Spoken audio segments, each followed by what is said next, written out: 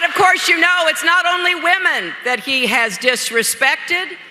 He's insulted practically everybody.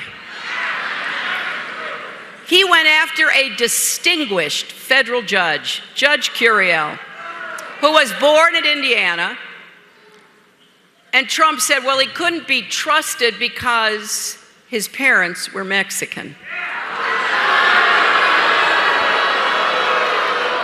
He has targeted immigrants, African Americans, Latinos. He's targeted POWs, people with disabilities, Muslims, and so many others.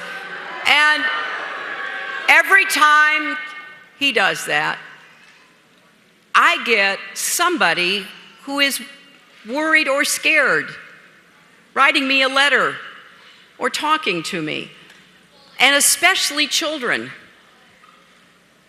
It's really who Donald Trump is. But when you scare children, you know, like a little boy, his mother wrote to me. She had adopted him from Ethiopia when he was a toddler. There were a lot of children in Ethiopia that were no longer able to live with families. Their parents, their grandparents were not around. And a lot of Americans have adopted children in need like that. And this little boy named Felix is now 10 years old. He's only lived in the United States. And his mother wrote me, and she said, after hearing Donald Trump, he turned to her and he said, Mommy, will he send me back to Ethiopia?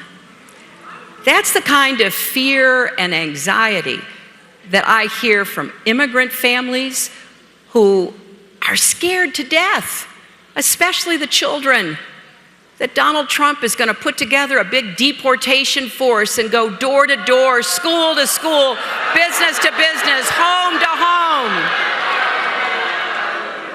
And it is hard to explain to children. And so I hope that if you know any children who are listening and watching and hearing some of what is said, you will reassure them. I want every boy and girl to know the American dream is big enough for you, and there is a place in America for you.